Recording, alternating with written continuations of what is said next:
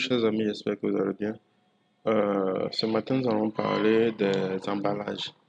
Et n'hésitez pas à vous abonner et à liker si vous aimez le contenu de mes vidéos. Rien de mieux pour pouvoir m'encourager à faire encore plus de vidéos et vous permettre de pouvoir mieux comprendre l'aspect financier et tout ce qui va avec la comptabilité. Donc, ce matin, nous allons parler, comme je le disais, des emballages. Voir un peu la différence entre la consignation et la déconsignation, c'est quoi le boni et un mali et comment la comptabiliser. Mais avant, il faut savoir d'abord c'est quoi les emballages. Les emballages récupérés non identifiables, ce sont des emballages consignés par le vendeur à l'acheteur. Il est la propriété du fournisseur. C'est-à-dire, les emballages sont des emballages que le fournisseur prête au client pour soit emballer sa marchandise. En retour, le client doit retourner avec cette marchandise au client. Mais il peut arriver des moments où le client n'arrive pas, bien ne retourne pas avec cette marchandise. Nous allons voir ces cas-là, comment les traiter et comment passer ces écritures-là. Donc, quand on parle ici de consignation, c'est simplement un engagement que le client, le fournisseur prend de donner sa marchandise et ses emballages. En retour, le client doit aussi retourner ces emballages. Donc, la déconsignation, c'est dans le cas d'un retour d'emballage. Donc, ici, il faut savoir si nous avons deux cas précis au niveau des emballages. Dans le cas où le prix de consignation égale au prix de déconsignation. Le prix de consignation, c'est le prix auquel le fournisseur décide de donner ses emballages au client. Ce n'est pas gratuit, bien évidemment. Le client doit payer une certaine somme pour pouvoir utiliser les emballages que le fournisseur lui fournit. Dans ce cas, on parle de consignation. La déconsignation, c'est lorsque le client retourne avec les emballages effectivement comme prévu chez le fournisseur pour pouvoir reprendre son argent dont il a payé. Dans ce cas, on parle de consignation. Ici, on eut le prix de consignation intégral à la déconsignation. Nous allons voir ici comment passer les écritures chez le fournisseur. Et aussi, on aura un cas pratique pour pouvoir mieux comprendre l'exécution de comment se traite cette opération-là. Donc ici, chez le fournisseur, dans le cas où le prix de consignation égale à la déconsignation, là, il n'y a pas de problème. Dans le livre de compte du fournisseur, le fournisseur lui va débiter le compte 4194, il prend le montant TTC et aussi créditer le compte 411 qui est le client pour dire que le client lui doit euh, des emballages. Ok? Le client aussi, à son tour, aussi, doit passer aussi une comptabilité dans ses écritures. Une trace, laisser une trace du fait qu'il a payé de l'argent auprès du fournisseur, que s'il doit retourner ses emballages, il doit vraiment passer ses écritures, avoir une traçabilité. Donc, chez le client, on va passer le compte 401, qui est le fournisseur, pour dire qu'il a reçu de l'emballage du fournisseur, par le crédit compte 4094, qui est emballage à retourner. OK? Ça, c'est dans le premier cas. Dans ce cas, il n'y a pas de problème. On a un autre deuxième cas où l'emballage n'est pas restitué, c'est-à-dire le client n'a pas pu retourner l'emballage. Ok. Et on aura deux cas. Ça peut être dans le cas où le client lui-même décide de conserver les emballages, il ne veut plus les retourner. On va voir comment traiter ça. Et aussi dans le cas où les emballages, soit une partie de les emballages sont détruits. Ok. Donc ici, prenons dans le cas où le client décide de garder, de conserver les emballages. Les écritures à passer chez le fournisseur. Chez le fournisseur, bon, il a déjà facturé cette opération. Donc si le client décide de ne plus revenir avec les emballages, lui, il considère dans sa comptabilité que c'est une vente. Donc il va passer les écritures suivantes. Il va débiter le compte 4194 qui est emballage et par le crédit compte 114 qui est la vente des emballages. C'est-à-dire vendre les emballages dont le client a décidé de ne plus retourner avec, donc il va considérer dans sa comptabilité comme c'est une vente, un produit comme de la classe 7 et aussi appliquer la TVA 44,33 sur cette vente-là. Chez le client aussi, on considère que c'est un achat puisqu'il a payé de l'argent comme il se doit pour cette marchandise, pour cet emballage. Donc, le client, quant à son tour dans sa comptabilité, il va débiter le compte 6082, le compte de la classe charge, dès qu'il a acheté les emballages. Donc, la TVA 44,52 qui sera appliquée sur le montant d'achat par le crédit compte 40,94 qui est emballage. OK. Ensuite, nous passons dans le cas où les emballages sont détruits, mais le client a décidé quand même de retourner la marchandise malgré que les emballages, une partie soit détruite ou défectueux. Donc, on va comment traiter ce cas-là. Donc, chez le fournisseur, lui, il considère toujours comme une vente, hein, puisqu'il a déjà facturé ces achats-là au client. Donc, chez lui, c'est toujours une vente. Donc, il va débiter le compte 41,94 qui est chose emballage par le crédit du compte 70 74 qui est une vente qui est produit qui va appliquer la TVA 44,31 sur ce montant-là pour donner un montant équilibré à ce montant 45,94. Et chez le fournisseur, il faut reconnaître que c'est un bonus, un boni, c'est-à-dire un plus pour lui parce qu'il ne paie pas dans cette transaction-là. Par contre, le fournisseur, lui, il a perdu une partie de l'emballage ou bien une partie de l'emballage a été défectueuse. Donc, on ne peut pas l'utiliser. Donc, du coup, pour lui, c'est une perte. C'est une perte, c'est de l'argent qu'il a déboursé pour cet emballage, normalement censé récupérer cet argent-là. Donc, dans ces écritures comptables, chez le client, on va considérer ça comme une perte. Il va débiter le compte 62,24. Bon, je n'ai pas eu le temps de mettre les intitulés des comptes, mais je pense bien que si vous les cherchez, vous pouvez les retrouver. Donc, il débute le compte 62,24 par les crédits du compte EPA. Ensuite, 44,52 qui est la TVA qui sera appliquée sur ce montant qui est une charge pour lui. Et en contrepartie au crédit, ça sera le compte 40,94.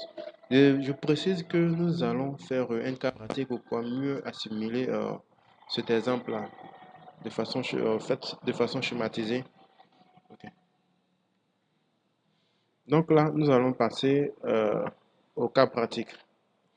Donc, si nous prenons cet exemple, on dit, Monsieur Tatompion achète une marchandise. Pour transporter cette marchandise, il décide de la stocker dans des caisses. Il a besoin de 50 caisses pour sa marchandise. L'entreprise Franca lui facture 500 francs la caisse. Donc, le travail est fait de passer les écritures de consignation chez le fournisseur et le client. Ensuite, le deuxième cas, on dit Monsieur Tatompion endommage 20 caisses. Il est censé retourner les 50 caisses, mais il a endommagé 20 caisses, donc inutilisables. Donc, on demande de passer les écritures chez le fournisseur comme chez le client. Donc là, nous allons voir un peu comment va se dérouler ce cas. Nous allons prendre un premier cas, le cas où le prix de consignation égale au prix de déconsignation. OK? Dans ce cas-là, c'est-à-dire le prix auquel le client a pris les emballages, il est retenu avec les emballages comme convenu, sans égratigner, en bon état. Donc, nous allons voir comment passer les écritures dans le cas où le client retourne avec les emballages sans qu'il n'y ait d'égratignure ou que les emballages ne soient endommagés. OK? Donc, c'est les écritures de consignation chez le fournisseur. D'abord, on va déterminer d'abord le prix total de la consignation. Le prix total de la consignation ici, c'est quoi? C'est le prix total auquel le fournisseur a cédé ses emballages au client, c'est-à-dire les 50 caisses dont une caisse est facturée à 500 francs. Nous allons faire 50 fois 500 pour avoir le montant total auquel le client a payé ou on a facturé au client pour pouvoir lui donner ces emballages. Donc ici, le prix de consignation, ça sera 50 fois 500 qui va donner 25 000 francs. Ça, c'est le prix auquel le fournisseur a cédé ses emballages. Par la suite, nous allons calculer la TVA, puisque c'est une prestation que le client fait auprès du client. Donc forcément, il faudrait qu'il y ait une TVA qui soit appliquée sur cette prestation, ce service-là. Donc nous allons appliquer la TVA de 18% qui sera les 25 000 fois 18% qui vont donner 4 500. Donc au total, on aura un total comme prix total TTC de consignation. On va faire les 25 000 plus les 4 500.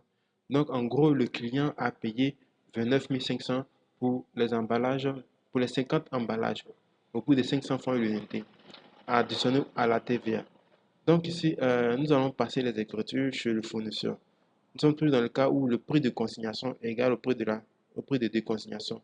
Il n'y a pas eu de problème au niveau des emballages. Le client est retenu idem avec les emballages en bon état. Donc ici, on va passer ces écritures-là. Au niveau du fournisseur, on va débiter compte 41,94 des clients d'aide emballage consigné. C'est-à-dire le fournisseur, il passe dans sa comptabilité ici que il a consigné la donné de l'emballage, des emballages au client, ok, qui doit être retenu au prix de 29 500. En contrepartie, ici, il va débiter le compte 411 que client pour dire que le client lui doit 29 500 pour les emballages qu'il a prêtés au client. Ok? Donc, chez le client aussi, à son tour, bien évidemment, qu'il doit passer sa comptabilité pour laisser une trace comptable. Donc, lui, à son tour, il va débiter le compte 401 qui est fournisseur pour dire qu'il doit au fournisseur 29 500. Ces 29 500 provient de quoi? Provient des emballages. Fournisseur créance pour emballage à rendre. Provient des emballages qu'il a pris chez le fournisseur.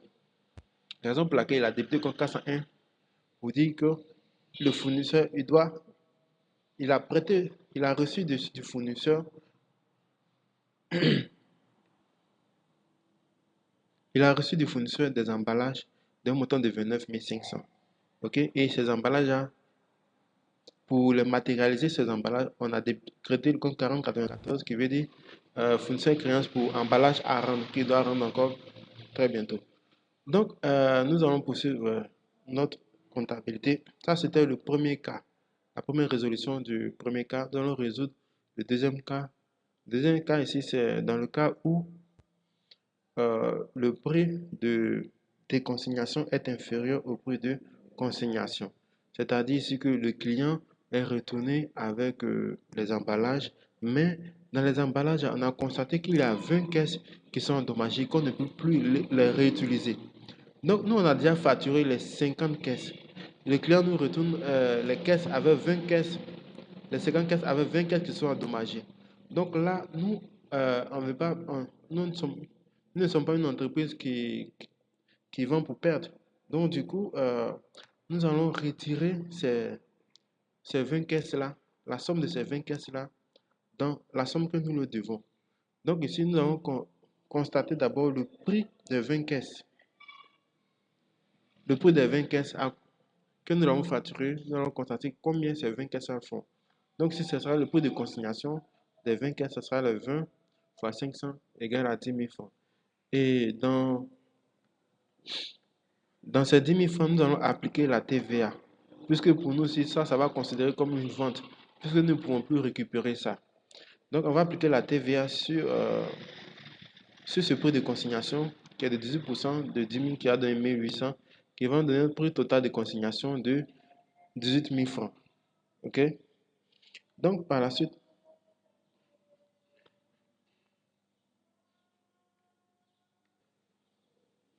ok. Donc, ce que nous allons devoir maintenant à nos clients, ça sera le prix auquel nous allons facturer, c'est-à-dire les 29 500 qu'il a payé, moins les 18 000 francs des 20 caisses qu'il a endommagées, il va lui rester 11 500. Voilà le montant que nous devons maintenant au client, puisqu'il a endommagé nos 20 caisses. Donc, nous l'avons facturé, ces 20 caisses-là, dans le montant que nous devons lui payer, là, les 29 500, moins les 18 000. Donc, on doit maintenant au client 11 500. Chez nous, pour le fournisseur, c'est un boni, c'est un plus à gagner. Tandis que le client, c'est un moins, puisque c'est une perte. Il paye pour quelque chose qu'il ne pourra plus utiliser. Donc, le prix de consignation aussi, c'est le prix auquel le fournisseur reprend sa marchandise. OK? C'est le prix auquel le fournisseur reprend sa marchandise. C'est vrai qu'il a payé, il a vendu sa marchandise à 29 500, mais il reprend cette même marchandise de 29 500 là à 11 500. OK? Donc, raison pour laquelle on parle de prix de consignation. Donc, ici, nous allons passer aux écritures comptables. Donc, au niveau des écritures comptables, dans le cas toujours où le prix de consignation est inférieur au prix de consignation, c'est-à-dire le prix auquel le client ramène la marchandise, oui, les emballages sont inférieurs au prix auquel nous allons le rembourser. Donc, au niveau de la comptabilité, ici, on va traiter ce cas-là. On avait déjà parlé de... Donc, on avait déjà parlé de tout ça. OK. Donc, on va passer à la comptabilisation. Donc, au niveau du fournisseur, ici, on va simplement débiter le compte 4194 qui est client d'aide emballage consigné. C'est-à-dire, on débite le montant total auquel nous avons vendu, consigné notre emballage qui est de 29 500. Puisqu'il est retenu une partie, le client nous a retenu une partie de la marchandise. Donc, on va déduire ça du total du montant consigné. Donc, au crédit, nous allons créditer le compte client 411 qui est 11 500 pour dire maintenant que nous devons 11 500. Dans les 29 500, nous devons 11 500 au client. Raison pour du simple fait qu'il est revenu avec 20 caisses endommagées. Donc ici, nous aussi, les 20 caisses endommagées, nous avons facturé, donc c'est un bonus pour nous. Donc nous allons débiter ces 20 caisses, les 110, 111, qui est un bonus, qui est emballage perdu facturé, qui est au prix de 10 000 francs, que voici. Ensuite, nous allons créditer la TVA, qui est 44,31, que nous allons facturer sur les 10 000 francs, puisqu'il s'agit ici d'une vente. Nous allons facturer la TVA sur les 10 000 francs, qui est de 1800. Si on additionne tout, vous allez voir que nous allons tomber à 29 500. Chez les clients, nous allons bien passer les écritures. Donc, le client, lui, dans sa comptabilité, il va débiter le compte 401 pour dire qu'il a reçu du fournisseur 11 500 francs sur les 29 500 qu'il a payé. Et les raisons pour lesquelles il a reçu les 11 500, c'est qu'il a payé, euh, il a perdu 10 000 francs des emballages dont il n'a pas pu restituer, qui sera une charge pour lui.